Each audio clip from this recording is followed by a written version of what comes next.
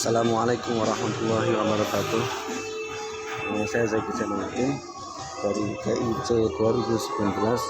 Di sini saya akan mereview jurnal tentang multimedia berjudul Pengembangan Multimedia Pembelajaran Interaktif Kompetensi Dasar Pemasangan Sistem Penerangan dan Wiring Listrikan di SMK.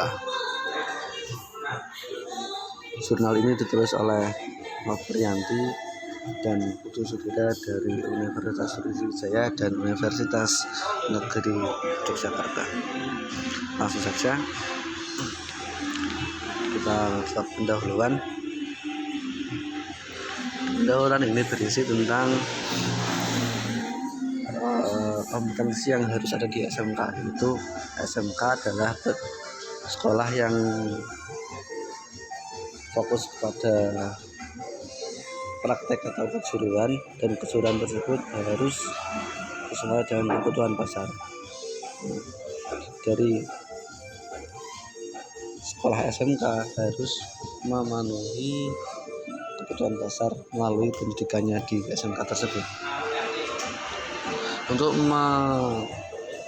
Untuk mencapai target pendidikan harus ada dua metode, yaitu metode pembelajaran biasa dan metode praktik.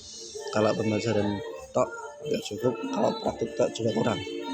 Nah, karena itu dirasa perlu untuk membuat sistem media pembelajaran interaktif untuk praktik pemasangan sistem penerangan dan wiring.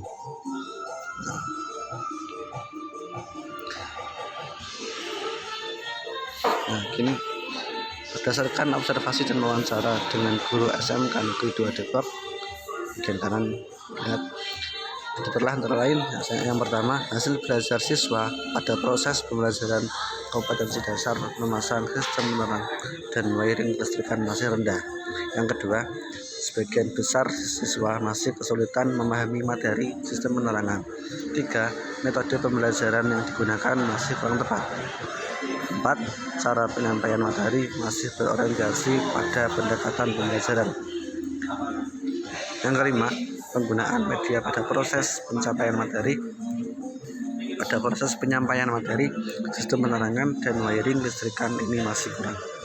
6. Belum tersedianya multimedia pembelajaran yang bersifat interaktif pada kompetensi dasar sistem penerangan, kendaraan, dan wiring listrikan. Oke, lanjut kepada metode penelitian. Jadi jurnal ini dalam penelitiannya menggunakan metode research and development atau penelitian dan pengembangan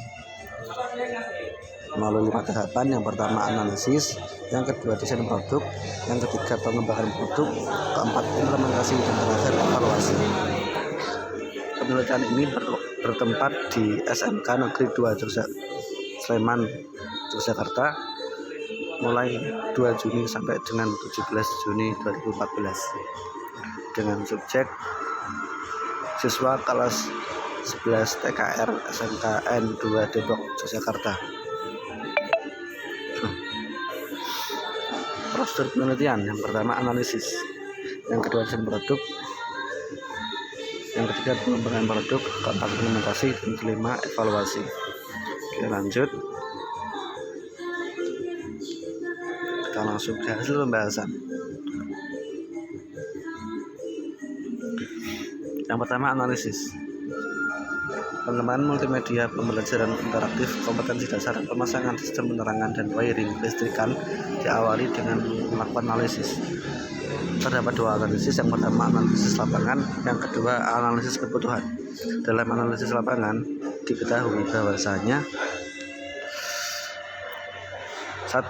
Pembelajaran sistem penerang dianggap sebagai salah satu pelajaran yang rumit untuk dipahami oleh peserta didik. Yang kedua, kurangnya semangat siswa dalam mengikuti pembelajaran pada materi sistem penerangan karena penyampaian materinya hanya disampaikan oleh guru dengan menggunakan media buku dan papan tulis. 3. Pendidik hanya mengandalkan variasi metode mengajar berceramah, demonstrasi, dan diskusi. 4. Pendidik mengalami kesulitan dalam hal penyampaian materi. 5. Laboratorium komputer yang dapat sekolah berfungsikan secara optimal. 6. Guru kesulitan dalam mendapatkan media yang sesuai. 7. Guru membutuhkan media yang sesuai dengan kondisi yang sekarang. 8. Guru dan siswa membutuhkan salah satu media, yaitu multimedia interaktif, sehingga dapat menunjang proses pembelajaran yang ada dalam materi tadi. Yang kedua adalah analisis kebutuhan. Dalam analisis kebutuhan ini kita ringkas saja ya. Jadi intinya dalam multimedia pembelajaran interaktif ini diperlukan soal-soal atau praktik-praktik yang sesuai dengan kebutuhan dasar dan sesuai dengan media buku yang diajarkan di kelas.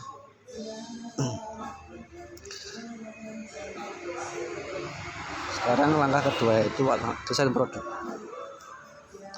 Desain produk yang pertama membuat flowchart, membuat storyboard ini untuk UI dan UX.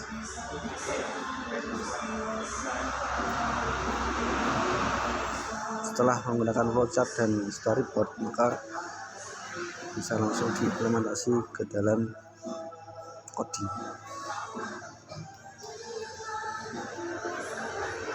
Lanjut ke pengembangan produk. Proses produksi juga didasarkan pada rancangan prototype, flowchart, dan storyboard. Prototype adalah rancangan dari desain, flowchart adalah alur dari aplikasi, dan storyboard adalah deskripsi dari penggunaan aplikasi. Langsung ke implementasi produk ya.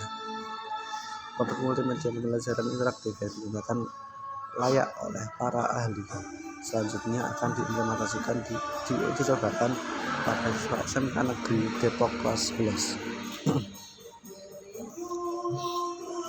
Evaluasi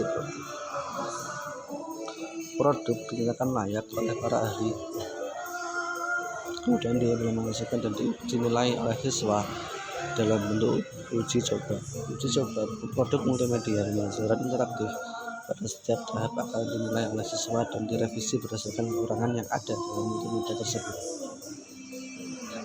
Saran dan kritik dari siswa yang diberikan pada setiap uji coba akan direvisi untuk menyempurnakan multimedia pembelajaran interaktif. Uji cobanya ada beberapa tahap. Yang pertama individu, yang kedua terbatas, dan yang ketiga uji coba lapangan. Berikut adalah penilaian ahli, materi, dan media. Jadi setelah implementasi, kemudian multimedia interaktif ini diuji coba dengan tes kepada siswa dan dinilai oleh, dan aplikasi ini atau multimedia interaktif ini dinilai oleh para ahli. Dan berikut adalah hasil penilaian mereka. Sesuai yang saya sampaikan tadi, ini penilaian para ahli masuk dalam proses validasi ahli. Tapi sebelumnya ada analisis hasil penelitian. Pada analisis hasil penelitian, para audien atau para target siswa kelas 11 tersebut diberikan 2 tes. Yang pertama pre-test untuk mengetahui seberapa pengetahuan yang diketahui sebelum proses pembelajaran media interaktif, dan yang kedua adalah proses untuk mengetahui seberapa perbedaan antara sesudah dan sebelum menggunakan media interaktif. Kemudian validasi ahli, aplikasi atau multimedia interaktif ini divalidasi dan dinilai oleh para ahli. Uji coba individu, uji coba lapangan, dan uji coba terbatas. Berikut penilaiannya.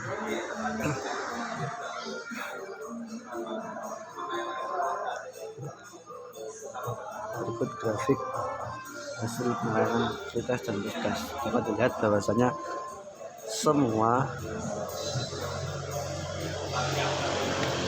dari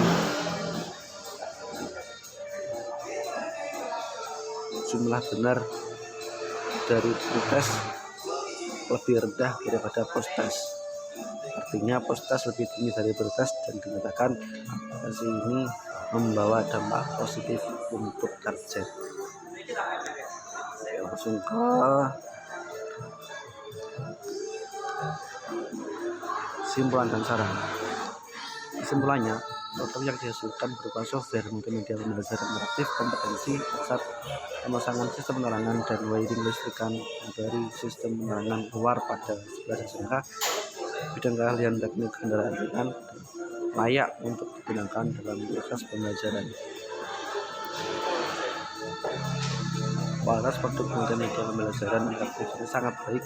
Hasil penilaian ahli media dan ahli materi tentang kelayakan multimedia pembelajaran sistem penerangan dan wiring listrikan ditinjau dari aspek tampilan, program pembelajaran, materi. Ada 4 aspek: tampilan, program pembelajaran, dan materi, dan semua bernilai baik. Untuk tampilan sangat baik. Hasil penelitian peserta didik dengan kriteria sangat baik. Aspek isi sangat baik, tampilan sangat baik, dan pemrograman sangat baik.